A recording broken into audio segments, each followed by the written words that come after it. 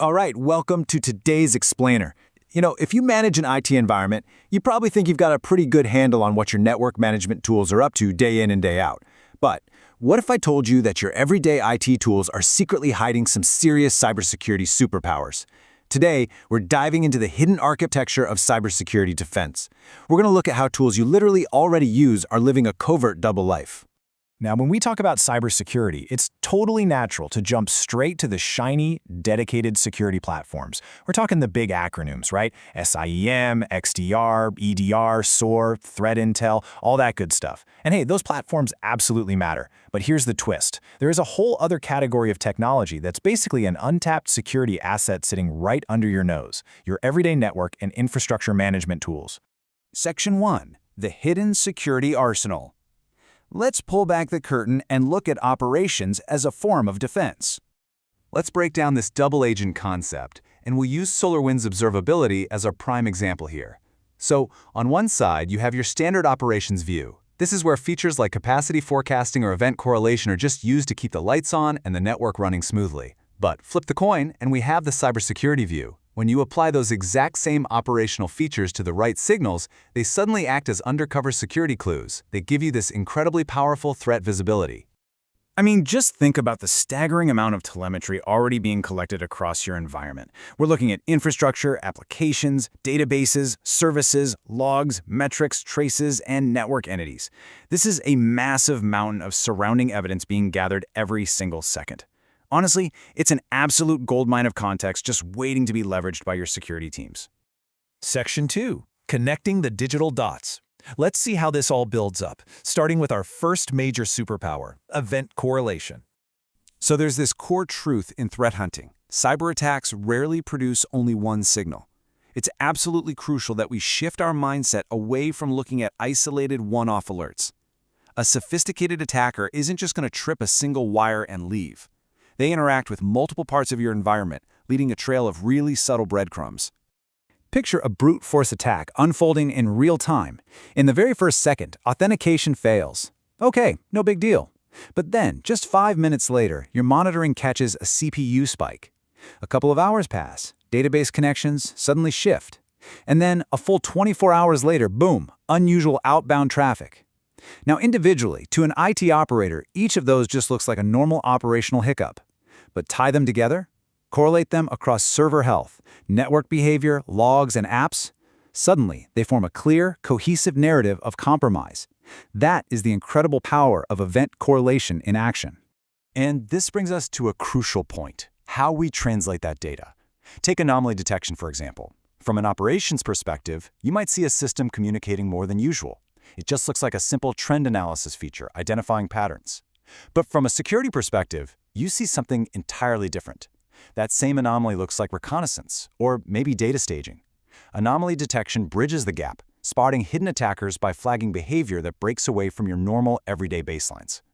Because here's the thing, highly malicious activities like reconnaissance, credential abuse, data staging, malware execution, and lateral movement, they often disguise themselves simply as unexpected resource behaviors. At first glance, a malware execution doesn't always scream cyber attack. It just looks like a server or an app acting, well, weird. Your observability tools flag that weirdness, instantly alerting you when something doesn't match the expected norm. Section 3. Finding the root cause. This is where we reframe standard troubleshooting tools into your lead cyber investigators. What changed first? That is the exact question every threat hunter asks when they're analyzing a breach. Root cause analysis is typically seen as just a way to, fix a broken server. But honestly, it's perfectly designed to answer this fundamental investigative question. Just consider how these symptoms cascade down the line. Did the database slow down right after a service account started failing logins? Or maybe application errors kicked off right after a configuration change? Did network latency suddenly spike the moment a new outbound connection appeared? Tools like SolarWinds Root Cause Assist are built to help you grab all these correlated events around a main error.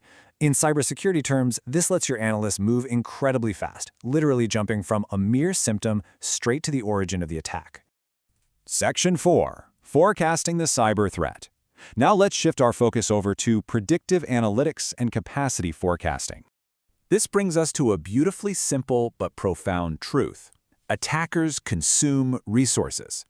Now, capacity forecasting might sound like a pretty mundane planning task, something you use to figure out when to buy new storage drives, but it actually has immense security value. Why? Because malware ultimately mimics a basic capacity problem. When we map out malicious resource consumption, three really distinct behaviors start to emerge. First, malware quietly eats up your CPU. Second, data staging consumes your storage capacity as attackers basically hoard your data before they steal it. And third, bot activity drains your network bandwidth. Credential attacks will even consume authentication infrastructure. By using predictive analytics, your teams know exactly what normal growth looks like. So when actual behavior suddenly spikes and breaks away from that forecast, that deviation is a massive red flag that deserves an immediate investigation. Section 5, Automating the Defense. Let's talk about how we ensure a rapid response using our final double agent capability. Think about an automated defense workflow in action. The exact moment a threat is detected, the system notifies the right team and opens a ticket. It automatically enriches that alert with all the precise telemetry data we talked about earlier, which instantly triggers the investigation process and routes everything right into your security workflows. A well-designed observability framework handles all of this instantly, completely stripping the manual labor out of that crucial initial response. At the end of the day, the ultimate goal here is shrinking the time between detection and action. Look, even when full automated containment isn't safe or appropriate for your specific environment, having automated notification and escalation is absolutely vital. In defense, speed is everything. It's the whole ballgame, and your observability tools give you that critical head start. So let's bring this all together. These mundane IT features translate flawlessly into a hyper-powerful security arsenal. Event correlation, that becomes your timeline of compromise. Anomaly detection is your tool for spotting hidden attackers. Root cause assists goes from fixing main errors to finding the exact origin of an attack. And capacity planning, it's your real-time tracker for malicious resource consumption. Which leaves us with one final provocative question to consider as we wrap up this explainer. Are you actively using your IT infrastructure's hidden arsenal to defend your network? Seriously, it's time to look at the tools you already own through a completely new lens. Because your very best cybersecurity asset might just be hiding in plain sight.